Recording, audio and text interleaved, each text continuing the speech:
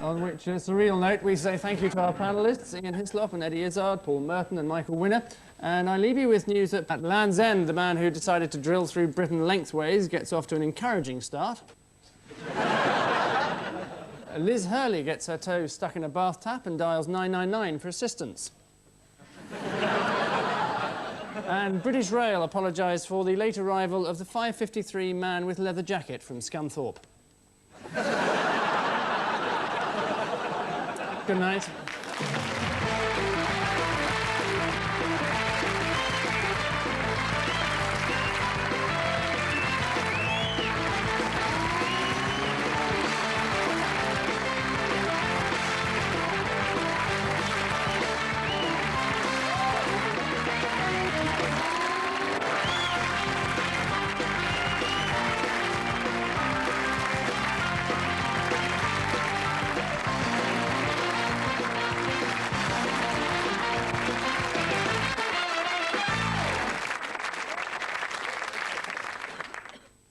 Hello.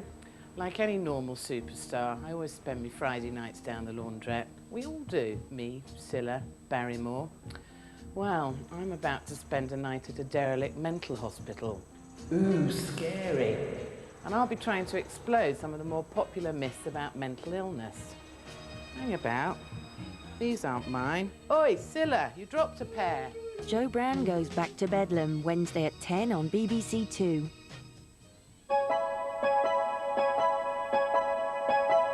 Newsnight in a couple of minutes on BBC2 after another photographic reflection on the end of the war in Victory Stills.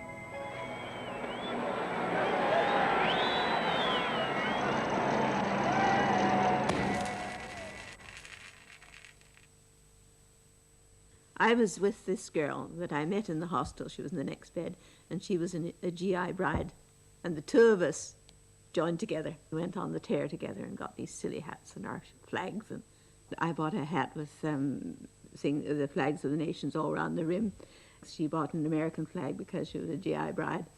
And I bought a Union Jack, and I bought one of those rattler things that you wave at a football match. And I bought a bugle or a trumpet or whatever. So that everywhere we went, we were met by civilians, by proper photographers. Everybody just wanted to take our photographs. We walked up and down at Trafalgar Square millions of times, and we sat on the lions and we blew our bugles. And we shouted and cheered, and strangers hugged you and kissed you in the street. It didn't matter. We just all absolutely loved each other. And I had to go back then to go on duty, and I went down the underground at Piccadilly and bought a paper as I was going in, and there on the front page were my friend and I with this Air Force officer, the pilot. I couldn't believe it. I just thought to be there, to be in London, to be with all these people that had, they'd suffered so much, and I was there, and then in the paper they let me represent them. They felt that the joy in me spoke for the joy of them. And I thought that was a great privilege, really. It was something I could never have asked for.